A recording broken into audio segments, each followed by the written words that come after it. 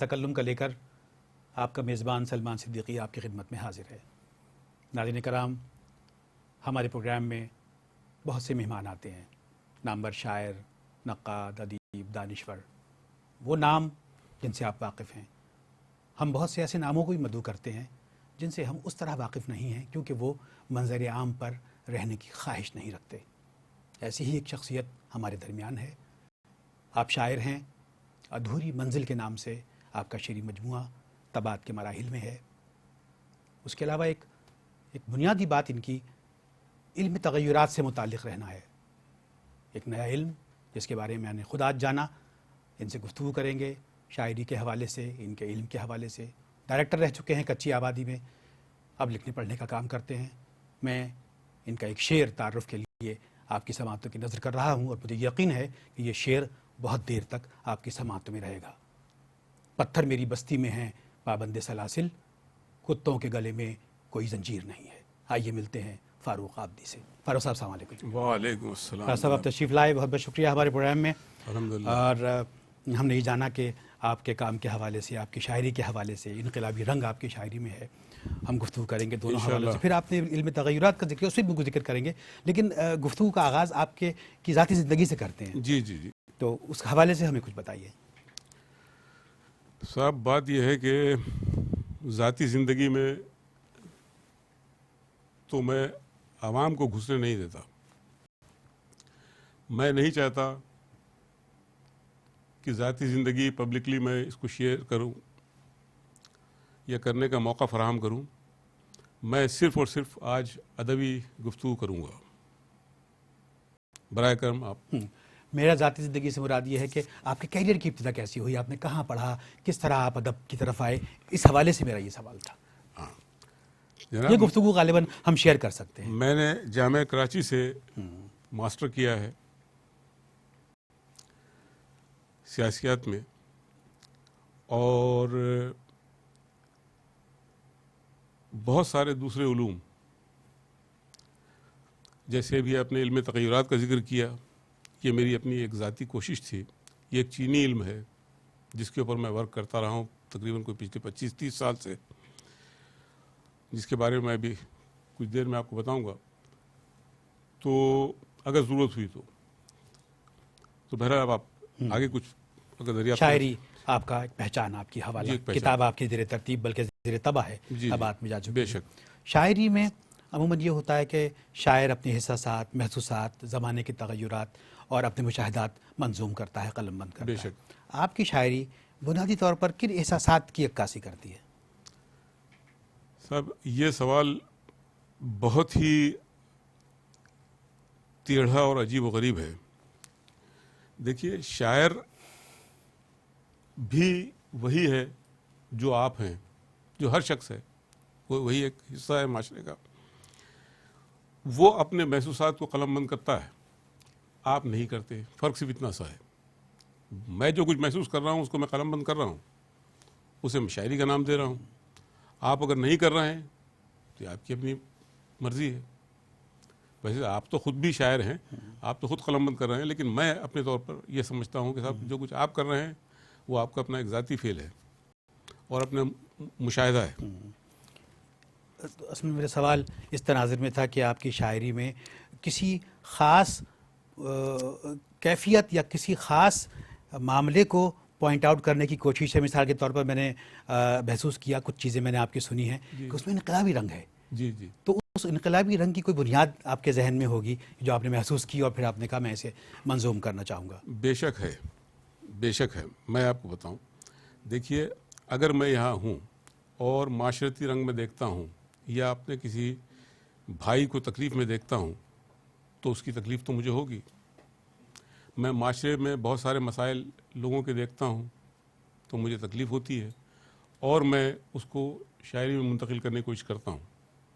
جو ایک اللہ تعالیٰ نے، قدرت نے جو مجھے ایک وصف دیا ہے، میں اس کو استعمال کر رہے ہیں، استعمال کر رہا ہوں، اس میں کرتے ہیں۔ جی عابدی صاحب، آپ کی ایک مضبوط سیاسی ایفیلیشن بھی ہے ذہنی طور پر، تو لیکن آپ اس میں منظر عام پر نظر نہیں آتے، آپ پس پردہ رہ کے کام کرنے کو مناسب سمجھتے ہیں۔ اس کی کوئی خاص وجہ؟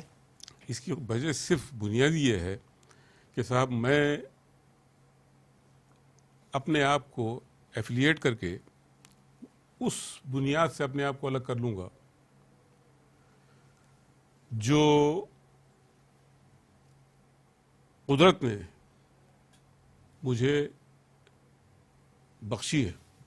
مثال کے طور پہ میں اگر دنیا میں لگ جاؤں گا تو دین سے الگ ہو جاؤں گا, اور اگر دین میں لگ جاؤں گا تو دنیا سے الگ نہیں ہوں گا. میں دین میں ہوں اور دین کے ساتھ رہنا چاہتا ہوں اور دنیا سے الگ نہیں ہونا چاہتا. یہ ایک اس کا جواب ہوا میرے پاس. آپ نے یہ کب محسوس کیا, میں نے جس سیاسی ایفیلیشن کا حوالہ دیا, جی کہ آپ نے یہ کیوں سمجھا کہ آپ کو اس جستجو میں اس تحریک میں شامل ہونا چاہیے, یہ ایک ایسا پلیٹ فارم ہے کہ جو واقعی ضرورت اس کی ہے اور اس کا ساتھ دینا چاہیے؟ بالکل اس کی ضرورت ہے. مثال کے طور پہ حق پرست جی, ایک تنظیم بنائی گئی ہے, وہ تنظیم ہے, اور اس کا کام صرف ان معاملات کو پوائنٹ آؤٹ کرنا ہے, دیکھنا ہے اور اس کو بہتر کرنے کی کوشش کرنا ہے جو واقعتاً حقوق پر مبنی ہے, حق پر مبنی ہے. جو معاملات اسی کو آپ کے متحدہ دیکھ رہی ہے, اور میں یہ سمجھتا ہوں کہ صاحب میری ایفیلیشن, میں اس کو پسند کرتا ہوں, اس لیے اس کی ایفیلیشن میری کہہ سکتے ہیں آپ. اور فرنٹ پہ آ کے اس لیے کام نہیں کرنا چاہتا کہ صاحب میں اپنے بچوں کو, آنے والی نسلوں کو سیاستدان نہیں بنانا چاہتا ہوں. میں انہیں ایک اچھا انسان بنانا چاہتا ہوں, اور اچھا انسان بن کر وہ چاہے سیاست کا کام کریں یا کوئی سا راستہ اختیار کریں, لیکن اچھا انسان پہلے بنیادی طور پہ بن جائیں. جو میں خود اپنے لیے جو راستہ میں نے اختیار کیا ہے وہ یہی ہے. بہت اچھی بات ہے.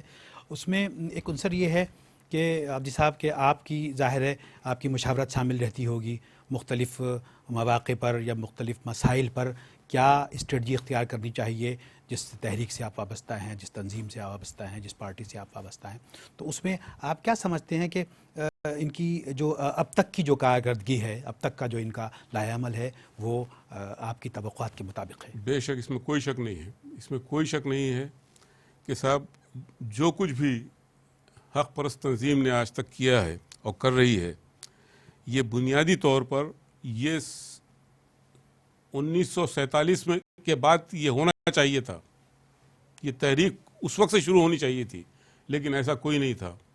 آپ دعائیں دیجئے اس شخص کو جسے ہم قائد تحریک کہتے ہیں, الطاف حسین کہتے ہیں, کہ اس نے کم سے کم ایک بیڑا اٹھایا ہے اپنے آپ کو. اب آپ یہ دیکھیے کہ کسی ایک بات کو منوانے کے لیے, ایک صحیح بات کو منوانے کے لیے آپ کو کتنے پاپڑ بیلنے پڑتے ہیں, اور ایک عام آدمی کو کتنے پاپڑ بیلنے پڑیں گے. اس شخص کو اس پوزیشن میں رہنے کے بعد بھی دنیا بھر کی تکلیفیں اٹھانی پڑتی ہیں, اور عام آدمی کو کیا تکلیف ہوتی ہوگی بتائیے. یہ مسائل بالکل آپ نے نشاندہی کی.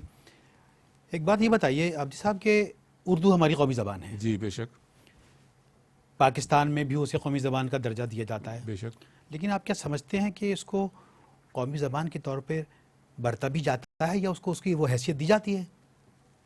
نہیں صاحب ایسا تو نہیں ہے, ایسا تو نہیں ہے. میں آپ کو بتاؤں کہ اردو کو قومی زبان ماننا اور جاننا پاکستان کے قیام کے لیے, پاکستان کی بقا کے لیے یہ بہت ضروری ہے. آج ہم نے اپنی بنیاد انگریزی بنا رکھی ہے.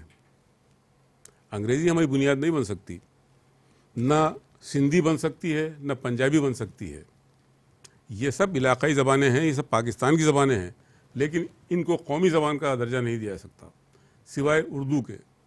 اردو وہ واحد زبان ہے جو پورے ہندوستان میں بولی جاتی ہے. اس کو ذرا سی ترمیم کے ساتھ انہوں نے ہندی کا نام بھی دیا ہے, لیکن اردو بولی اور سمجھی جا رہی ہے پورے ہندوستان میں. تو کیا وجہ ہے کہ ہم آج ہندوستان کا سے الگ ہونے کے بعد اردو کو وہ مقام نہیں دے رہے ہیں جو اس کا مقام ہے، جو ہونا چاہیے. اردو تو ہے پاکستان کی قومی زبان ہونی چاہیے اور اس کو ویسے برتا جانا چاہیے. عابد صاحب، زبان کے حوالے سے معاملہ بڑا ٹیڑھا ہے. ہم کہتے تو اپنی قومی زبان اردو کے ہیں، مگر آپ جانتے ہیں کہ ہمارے دفاتر میں، ہمارے اداروں میں، پارلیمنٹ میں، ہمارے نظام تعلیم میں جو عمل دخل اور جو قوت انگریزی کی ہے اور پیدا کر دی گئی ہے، وہ اردو کو پیچھے دھکیل رہی ہے. اور کچھ لوگوں نے اسی پلیٹ فارم پہ اور اسی جس پہ آپ تشریف فرما ہے کرسی پہ بیٹھ کے اس خدشے کا اظہار کیا کہ ہمیں ڈر ہے کہ اردو کہیں ناپید نہ ہو جائے. آپ کیا کہتے ہیں اس بارے میں؟ میں ایک بات یہ سمجھتا ہوں کہ صاحب اردو کو ناپید کرنے والے کم سے کم 21ویں صدی میں پیدا نہیں ہو سکتے، نہ یہ کی جا سکتی ہے. اردو ناپید نہیں ہو سکتی. اب جہاں تک سوال اس بات کا ہے کہ صاحب انگریزی کا ہم پر حاوی کیا جا رہا ہے اور یہ لوگ چاہتے ہیں کہ صاحب ہم انگریزی بولیں، تو میں یہ سمجھتا ہوں کہ صاحب نبی پاک نے 1400 سال پہلے فرمایا اطلب العلم ولو کان فی الصین، کہ علم حاصل کرو چاہے تمہیں چین جانا پڑے. علم تو ہماری بنیاد ہے. اگر ہم اس ایک حدیث کو ہی اپنا زندگی بنا لیں تو سارے مسائل حل ہو جاتے ہیں. چین جانا، حالانکہ چین بہت ہی ریموٹ ایریا اس زمانے میں رہا اور اب آج بھی ریموٹ ہے، لیکن آپ نے حکم دیا کہ تم چین بھی جاؤ اگر تمہیں علم حاصل کرنا ہے. تو علم حاصل تو کرنا ہے آپ کو اور ہمیں، تو اس کے لیے جو راستہ آپ کے لیے بہتر سے بہتر ہو سکتا ہے، آپ انگریزی بھی حاصل پڑھ سکتے ہیں، سیکھ سکتے ہیں، چین بھی جا سکتے ہیں، چینی بھی سیکھ سکتے ہیں، دنیا کا ہر علم حاصل کر سکتے ہیں آپ. یہ آپ کے دین کا حصہ ہے، مذہب کا حصہ ہے، ایمان کا حصہ ہے. مگر اس کے لیے بنیاد میں آپ سے یہ جاننا چاہوں گا کہ جب تک ہم اپنے مدارس کی تعلیم کا میڈیم زبان کو نہیں بنائیں گے، ہم غیر زبان کی سپرمیسی کو قائم رکھیں گے. ہمارے مدارس میں بچوں سے یہ کہا جائے گا کہ تمہیں انگریزی بولنی ہے، اور ہمارے بچے جب ہم سے یہ کہیں گے کہ 54 کسے کہتے ہیں اور ان سے کہا جائے 54 تو وہ سمجھ جائیں کہ 54 کیا ہے. جب تک اس مسئلے کو ختم نہیں کیا جائے گا تو ہم کیسے فروغ دے سکتے ہیں زبان کو؟ ہاں، یہ بات بالکل آپ صحیح کہتے ہیں کہ بنیادی طور پر ہمارے پاس ماں باپ پہلا انسٹیٹیوشن، پہلا مکتب وہ ماں اور باپ کی گود ہے. وہ وہاں سے جو تربیت ملتی ہے وہی آگے چل کر اس کے کام آتی ہے. لیکن اگر باپ خود بچوں سے انگریزی میں بات کر رہا ہے تو وہ ظاہر ہے کہ انگریزی کی طرف ہی جائیں گے وہ. میں یہ کہتا ہوں کہ سب سے پہلے بات بنیادی جو علم دینا ہے وہ ماں باپ کو علم دینا ہے. بچے کو تو بعد میں دیا جائے گا، کہ ماں اور باپ کو پہلے سکھایا جائے کہ تمہیں کس طرح سے تربیت کرنی ہے بچوں کی، تمہیں کس طرح سے بچوں کو پالنا ہے، کیا سکھانا ہے ان کو. یہ ماں باپ کی تربیت نہیں ہوئی تھی. تو اب سب سے پہلے ماں باپ کو صحیح کیا جائے تاکہ اولاد ان کی صحیح نکلے، آگے چل کے نسلیں صحیح ہوں. اس معاملے میں ہم تعلیم پہ چونکہ بات کر رہے ہیں اور زبان کا حوالہ اس کے ساتھ منسلک ہے، یہ فرمائیے کہ حکومت کی، محکمہ تعلیم کی اور تعلیمی پالیسی بنانے والوں کی کوئی ذمہ داری اس ضمن بنتی ہے کہ وہ زبان کے فروغ میں اپنا کردار ادا کریں. مثال کے طور پر کہا یہ جاتا ہے کہ صاحب دنیا کے جتنے ترقی یافتہ اور جدید علوم ہیں وہ سارے تو صاحب انگریزی زبان میں ہیں، تو ہم اردو میں کیسے انہیں پڑھا سکتے ہیں؟ تو کیا ذمہ داری نہیں ہے کہ آپ ان علوم کو اپنی زبان میں منتقل کریں، ٹرانسلیٹ کریں اور اس میں تعلیم دیں؟ آپ کیا سمجھتے ہیں؟ بالکل ہے جناب علی. میں یہاں پر یہ سمجھتا ہوں کہ صاحب پاکستان اور ہندوستان کی تاریخ میں وہ پہلا شخص ہوں جو ایک چینی علم کا جو 5,500 سال پرانا علم ہے، جو علم تغیرات کہلاتا ہے، that is known as I چنگ. میں اس لیے آپ کو انگریزی میں الفاظ استعمال کر رہا ہوں کہ صاحب میں نے تھرو آؤٹ اس کو انگریزی میں پڑھا ہے. تو آئی چنگ علم تغیرات کا ترجمہ میں کر رہا ہوں اردو میں لا رہا ہوں. تو یہ ہر ہو سکتا ہے شخص کی ذمہ داری ہے کہ وہ کوشش کرے، کیونکہ کوشش کرنے کا مطلب یہ ہے کہ لیس الانسان الا ما سعی. یہ اللہ تعالیٰ فرماتا ہے قرآن پاک میں کہ لیس الانسان الا ما سعی. ہم انسان کو وہی کچھ دیتے ہیں جس کی وہ کوشش کرتا ہے. اگر آپ کوشش کرتے ہیں بہتری کی تو وہ بہتری آپ کو دے گا، اگر آپ برائی کی کوشش کرتے ہیں تو برائی دے گا. ہمارے ہاں بنیادی طور پر لوگوں کے ذہن یہ کلیئر نہیں ہیں، نہ دین کے بارے میں نہ دنیا کے بارے میں. مشکل یہ ہے کہ ہم نہ دین کے بارے میں جانتے ہیں مکمل طور پر، نہ دنیا کے بارے میں جانتے ہیں. کہ ہم یا تو دنیا کے اینگل سے چیزوں کو صحیح کرنے کی کوشش کرتے جیسے یورپ اور امریکہ نے کیا ہے مادی اعتبار سے، نہ دینی اعتبار سے ہم آگے چل رہے ہیں. تو کریں تو کیا کریں؟ ہمارا ذہن نہ دینی حوالے سے کلیئر ہے نہ دنیاوی معاملات کے حوالے سے کلیئر ہے. گفتگو ہو رہی ہے فاروق عابدی سے. ہم جا رہے ہیں ایک وقفے کی طرف. وقفے کے بعد ہمارے ساتھ شامل رہیے گا.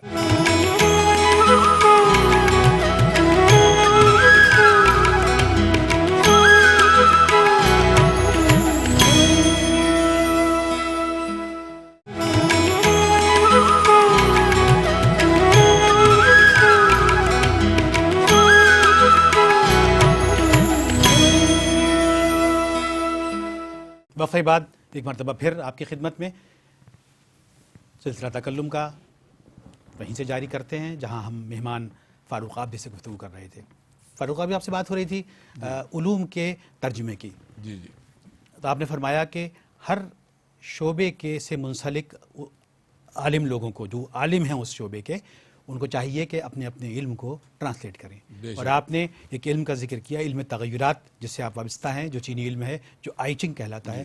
تو میں یہ جاننا چاہوں گا اپنے سامعین کے لیے، اپنے ناظرین کے لیے، کہ یہ اس کے بارے میں کچھ بتائیے کہ علم تغیرات کیا ہے، کیا علم ہوتا ہے. یہ ذرا اس کا ہماری تفصیل سے بتائیے گا. دیکھیے، ایک شخص جس کا نام آپ نے سنا ہوگا، کنفیوشس، چینی مفکر کنفیوشس تھا. تقریباً کوئی 5,500 سال پہلے. کنفیوشس اس کا سب سے بنیادی مرکز ہے. اس کو بنیاد فراہم کرنے والا شخص کنفیوشس تھا. اس کے ساتھ 2-4 اور لوگ بھی ہیں جن کے نام آتے ہیں، Fossey, king Wayne, duke of cow وغیرہ. یہ سارے لوگ ہیں، لیکن کنفیوشس کا نام سب سے آگے ہے. آئی چنگ میں، آئی چنگ بھی چینی ایک چینی علم ہے، یعنی علم ہے. جی. آئی کے معنی علم، چنگ کے معنی تغیرات. آئی چنگ کہلاتا ہے علم تغیرات. اس کی تمام تر کوشش تو میں کر رہا ہوں ترجمے کی. اور سب سے بنیادی بات یہ ہے کہ صاحب پہلے اس علم کو ایک عام آدمی اس کا ترجمہ نہیں کر سکتا،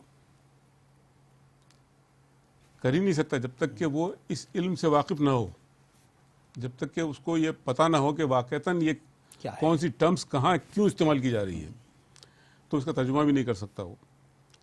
تو میں اس علم کو تقریباً کوئی 20-25 سال سے جس پہ آپ کام کر رہے ہیں. میں اس پہ کام کر رہا ہوں اور علم حاصل کر رہا ہوں، اور اس کا میں نے ترجمے کا کام شروع کیا ہے اور الحمدللہ کافی کر بھی چکا ہوں. اور سوال آپ کا ہے؟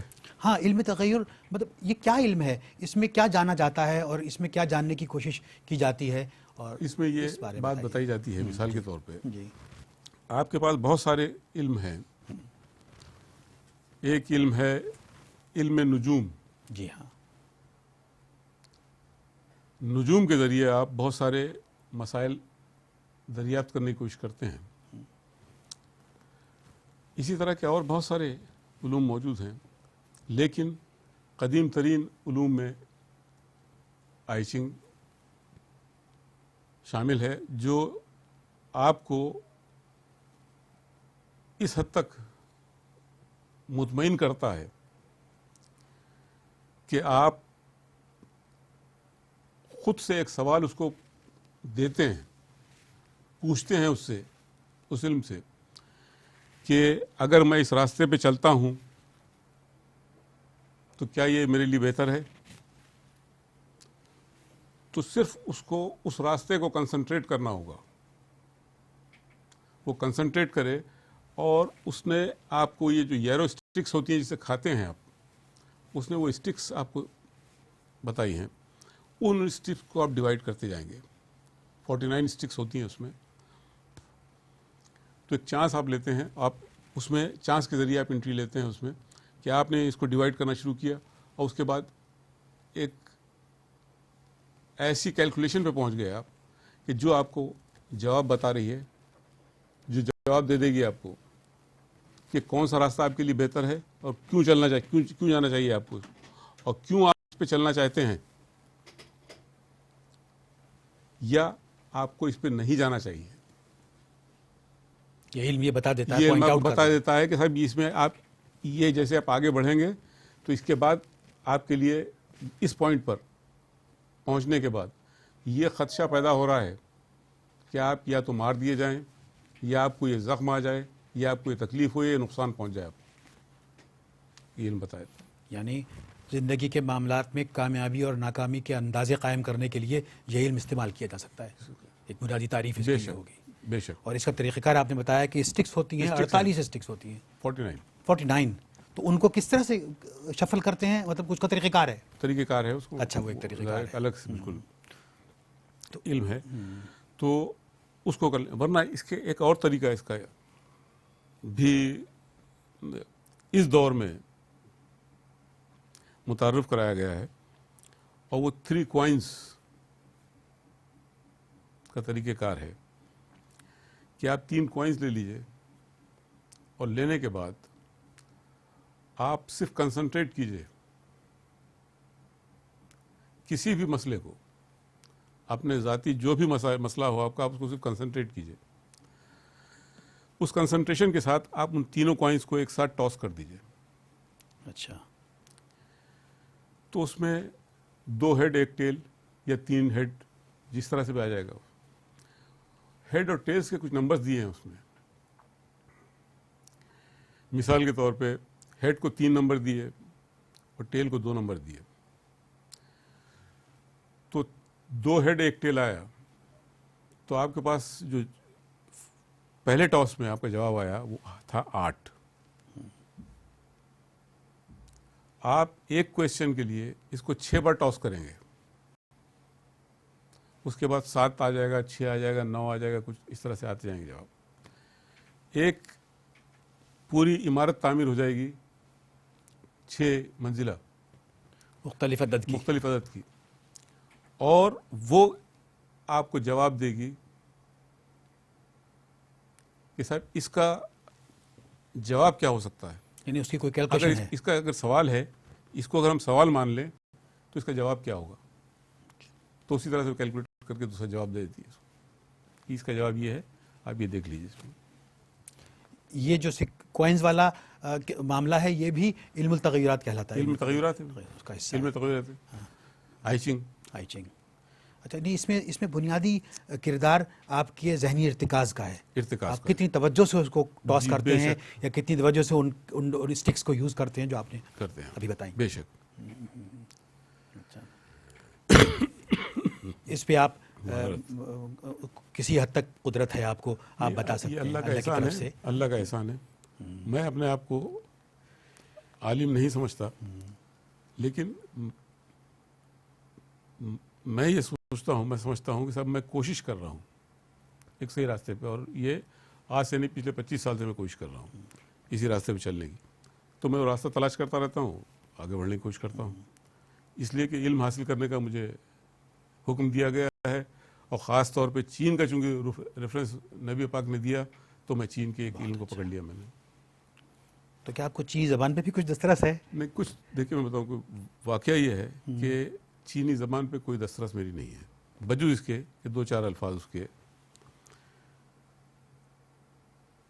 سمجھ سکوں یا جان سکوں، ورنہ میں نہیں جانتا اس کو. میں اس نے یہ پورا علم انگریزی میں پڑھا ہے. اچھا، آپ نے یعنی چائنیز سے یہ انگریزی میں آیا، انگریزی سے آپ نے اس سے میں اردو میں اتصال لانے کی کوشش کیا. کر رہا ہوں. اچھا، تو بڑا بڑا کام ہے یہ، ایک نیا علم ہے کیونکہ اس کے بارے میں لوگ جانتے نہیں ہیں. لوگ جانتے اس نہیں. پروگرام کے حوالے سے لوگوں تک ایک نئی بات انشاءاللہ ضرور پہنچے گی. پہنچ رہی ہے.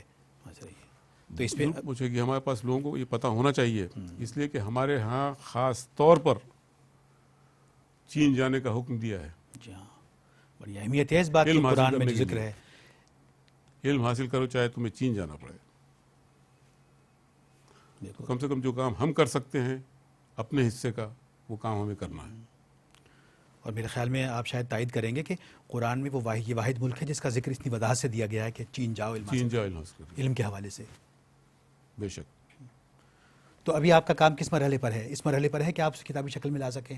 نہیں، اس کو کتابی شکل میں بھی آ سکتا ہے، وہ کتابی شکل میں بھی آ سکتا ہے، لیکن ابھی کچھ وقت لگے گا. میں آپ کو بتاؤں کہ یہ کوئی ایک ہمارے ہاں جس طرح کی کتابیں ہوتی ہیں، کوئی 200 صفحے کی 400 صفحے کی کتاب یہ نہیں ہے اس طرح کی. یہ بہت ہی ایک ضخیم کتاب ہے، جس کو اور پورے کی پوری اس میں جو ٹرمز استعمال کی گئی ہیں وہ سب نئی ہیں. اب آپ کو ان سب کو اردو میں منتقل کرنا ہے، اس لیے کہ اردو میں بھی نہیں ہے موجود وہ. جی ہاں، ان کا گویا بڑا ہم مانے تحقیقی کام ہے یہ. جیتے کی کام. تو اب یہ اس کے اوپر آپ کر رہے ہیں کام کر رہا ہوں الحمدللہ. پھر تو آپ کو بہت چیزوں سے کنسلٹ کرنا پڑتا ہوگا کہ لفظ کے معنی تلاشنا، اس کا ماخذ تلاشنا، اس کی صحیح معنویت، تاکہ آپ علم کو سادہ انداز میں لوگوں تک پہنچائیں تاکہ سمجھ سکیں. اچھا. اس لیے کہ بہت بڑی خدمت ہوگی اپنی قوم کی، اور میں یہ سمجھتا ہوں کہ صاحب جو ہم کر سکیں وہ ہمیں کرنا ہے ہر صورت میں. اس کا مطلب یہ ہوا آپ جی صاحب کہ اردو زبان کی خدمت ہم صرف شاعری کر کے، افسانے لکھ کے، ناول لکھ کے نہیں کر سکتے، ہم اس طرح بھی بڑی خدمت انجام دے سکتے ہیں کہ ہم ان علوم کو جو اب تک ہماری زبان میں نہیں ہیں انہیں ٹرانسلیٹ کریں، لوگوں تک آگے لائیں. اور ہماری قوم اس بات کی مستحق ہے کہ اسے وہ تمام ذرائع فراہم کیے جائیں، علوم کے طریقہ کار وضع کیے جائیں کہ جس سے یہ لوگ علم حاصل کریں. ورنہ ان کے پاس کل قیامت کے دن ایک یہ جواز ہوگا کہ صاحب ہمیں تو کسی نے بتایا نہیں. ہم کم سے کم یہ کہہ سکیں کہ صاحب ہم نے تو بتایا تھا. بالکل. ہمارے اہل علم سے سوال کیا جائے گا کہ کیوں محروم رہ گئے، جو کچھ آپ جانتے تھے، آپ جانتے تھے اس کو، یہ کیوں محروم رہے، کیوں رہ گئے، آپ ذمہ دار ہیں. آپ ذمہ دار، آپ بتائیے. تو ہم نے اپنا کام کر دیا ہے، باقی اب آگے یہ جانے. تو کافی حد تک تو اس پہ کیا ہے کام میں نے، اور ابھی جاری ہے. بڑے بہت اہم بات یہ آپ نے بتائی کہ یہ خدمت آپ کر رہے ہیں. عبدی صاحب، ایک تنظیم اور ہے محبان پاکستان. جی آپ کا اس سے بھی تعلق ہے، رہ بھی چکا ہے، اور اب اس کے حوالے سے پروگرام بھی آپ کے پیڈسٹل پر ہیں. تو اس بارے میں ذرا بتائیے، کہاں کہاں آپ نے ان کے پروگرام کیے اور کس سطح کے پروگرام ان کے ہوتے رہے اور کس کس ملک میں ہوئے؟ صاحب یہ محبان پاکستان کے بارے میں تو ایک جنرلی لوگ جانتے ہیں کہ رؤوف صدیقی صاحب جو اس وقت آپ کے ایک منسٹر ہیں انڈسٹریز کے، انہوں نے بہت کام کیا ہے اور انہوں نے محبان پاکستان کو قائم کیا. اور جتنا کام اس شخص نے کیا ہے وہ تمام لوگ جانتے ہیں جو محبان پاکستان سے وابستہ رہے یا قریب رہیں. وہ سب جانتے ہیں کہ صاحب یہ رؤوف صدیقی نے کتنا کام کیا اس کے اوپر. اور اردو ادب کو پھیلانے کے لیے، اردو ادب اور مشاعروں کو فروغ دینے میں رؤوف صدیقی نے جو کردار ادا کیا ہے، پورے سعودی عرب کے مختلف شہروں میں، مکہ، مدینے، دوحہ وغیرہ، اور یہ یہاں کے گلف کے یو اے ای وغیرہ کے تمام شہروں میں اس شخص نے مشاعرے مرتب کیے اور یہ محبان پاکستان کے ہی پلیٹ فارم سے ظہور پذیر ہوئے اور یہاں سے بہت سارے شعراء اکرام کو میں اپنے ساتھ لے کے جاتا رہا ہوں، جس میں صاحب اختر صاحب بھی شامل تھے، محسن بھوپالی بھی تھے، گلنار آفرین بھی اور منظر ایوبی صاحب، ایسے بہت سارے لوگ آپ کے جاتے رہے ہیں، مشاعروں میں شرکت کی ہے محبان پاکستان کے، اور یہ سب جانتے ہیں کہ کس طرح سے ہم یہاں پر اپنے ہی شہر میں ایک چھوٹا سا مشاعرہ ایک گھر میں صحیح طور پہ مینیج نہیں کر سکتے، اور اس شخص نے سعودی عرب جیسے ممالک میں، گلف میں ہر جگہ اس قدر آرگنائز مشاعرے کیے ہیں کہ آپ کے پاس ویڈیو کیسٹ موجود ہیں ان مشاعروں کی، جس کو میں نے کنڈکٹ کیا اور تمام شعراء اکرام اس میں موجود تھے، وہ آپ دیکھ سکتے ہیں۔ اس بات کا ثبوت ہے کہ رؤوف صدیقی نے کتنا آرگنائز کیا اور محبان پاکستان نے کتنا کام کیا ہے۔